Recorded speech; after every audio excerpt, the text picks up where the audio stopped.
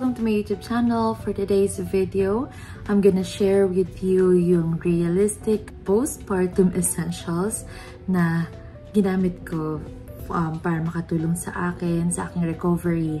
And I believe sa mga first-time moms talagang nagsasearch tayo kung ano ba yung mga kailangan nating dalhin sa hospital.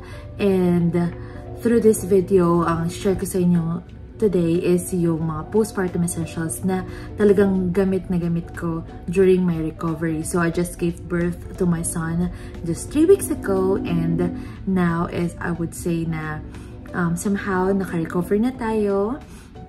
At sa mga bleeds is though meron pa, but still konti na lang siya. And here are the things that I used. And yung before ako manganak, talaga nag-search ako ano ba yung mga postpartum na essentials na kailangan dalhin.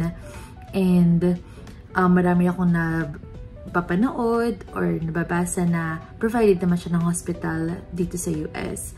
So, what I did is, kahit na may napanood ako na ganon, still nagdala pa rin ako ng sarili kong gamit para just in case na walang maibigay sa akin doon sa hospital is meron akong dala. And so, ayan, ito yung mga essentials na talagang gamit na gamit ko sa aking recovery. So first is itong Peri bottle, ayan, ng Frida Mom. Sobrang gamit na gamit ko to. So every time na magpipi ako is nalagyan ko siya ng warm water and then in-squirt ko lang siya all the way doon sa ano. And ang pinakamasakit na lakad is yung after giving birth, 2 hours after giving birth. Talagang sobrang sakit niya. And buti na lang is meron akong 2 nurse na tinulungan ako, ayan, para mag-freshen up. And ito yung, though meron binigay sa hospital na Peri bottle or yung squirt bottle, pero mas prefer kong gamitin yung ganito. Kasi sa hospital is, dito lang siya, wala siyang ganitong nozzle, yung ganito lang. So, sabi ko, mas prefer kong gamitin to. And so, ayun na nga. Kasi kapag magpipi ka is mahapde, may burning ka, mararamdaman na kailangan mo talagang ng water, ng warm water para eto, i-squirt mo siya habang nagpipi ka para hindi ganun sobrang sakit. Yun. So, yan yung ginamit ko. And then, next is yung etong Tox na cooling, medicated cooling pads. Ito yung nilalagay sa pads mo. At para makatulong din doon sa down there. Yan. Kasi vaginal delivery or normal delivery ako at talagang masakit. So, malaking tulong din itong Tox na cooling pads. And then, meron binigay yung hospital ng 2 ganito sa akin. Nagamit ko na siya. And then, parating dito sa bahay is I use this big one and then yung small one. So, hanggang sa nag-lessen na yung blood, na konti na rin lumalabas sa blood sa akin, is tinigil ko na rin yung paggamit ng Tox. Though it depends on you kung continuous nyo pa rin siyang gagamitin. But what I use is yung pads and etong witch hazel. So, etong witch hazel na to, isa rin to sa must-have ko sa aking postpartum kasi nakatulong din siya. So, it's gentle relief sa aking skin. Ayan. So, it cleanses, soothes, and it also treats. Ayan. So, isa rin ito sa essentials. And then, next is etong Dermaplast.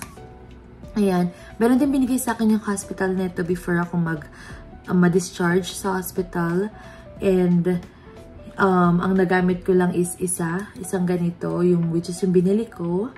At, malaking tulong din to. I swear, guys. Seryoso.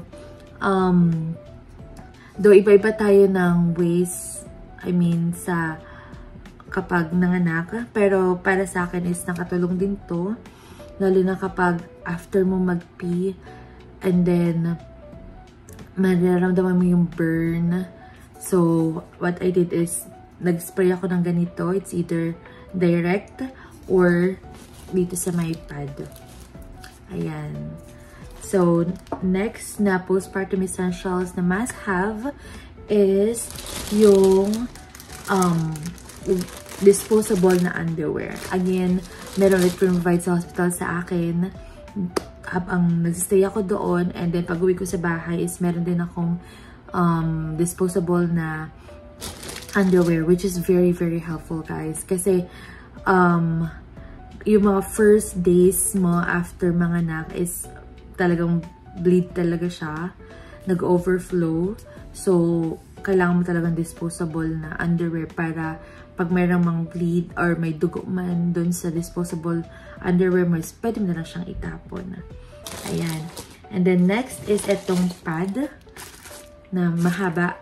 Ayan. Para, ito yung nilalagyan mo ng cooling pads.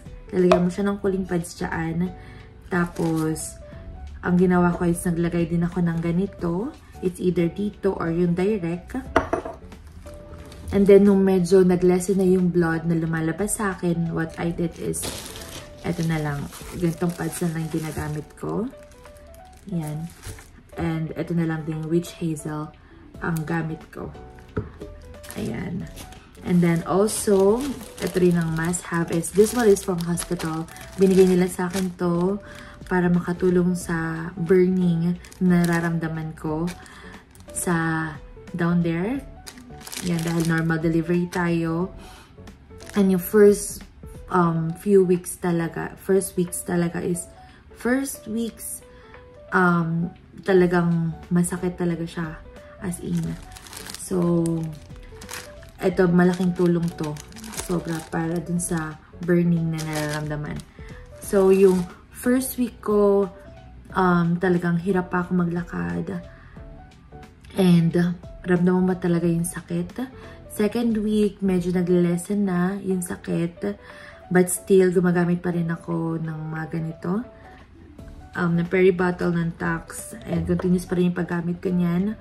And then, hanggang ngayon, third week ng recovery ko is konti na lang yung blood na lumalabas.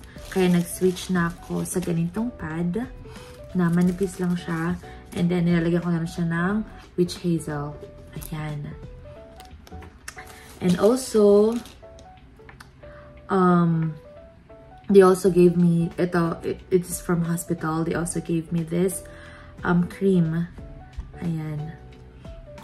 Para naman yan sa my butt. So, yun yung, kapag pala mag-nursing, or kapag pala mag-breastfeeding ka, you need to have your nursing bra. Or pag magpapumping ka, malaking tulong ng nursing bra. And, so, yun yung aking mga realistic postpartum essentials na talagang gamit na gamit ko during my recovery. And until now, nagre-recover pa rin tayo. Hindi natin pwedeng ipilit yung ating sarili. At baka tayo ay mabinat. Ayan, slow down pa rin. And, ang masasabi ko is, yun to talagang mga essentials na to, nakatulong sa akin, especially sa aking vaginal delivery or natural birth or normal delivery. Ayan. So, I hope this video is nakatulong sa inyo, especially sa mga new mommies na nandito sa US at alam ko iba yung ways na pag-ano nila dito sa pagmanganganak ka compare sa Philippines. And alam ko yung nararamdaman nyo dahil yung bago ako manganak talagang todo yung search ko kung ano yung mga postpartum essentials na kailangan dalhin. And eto, sinishare ko sa inyo. And hopefully makatulong to sa inyo. So, eto yung mga essentials talaga na talagang nagamit ko sa aking postpartum recovery. And that's it, guys. Thank you for watching. Don't forget to like, share, subscribe sa aking YouTube channel. And see you on my next vlog. Bye!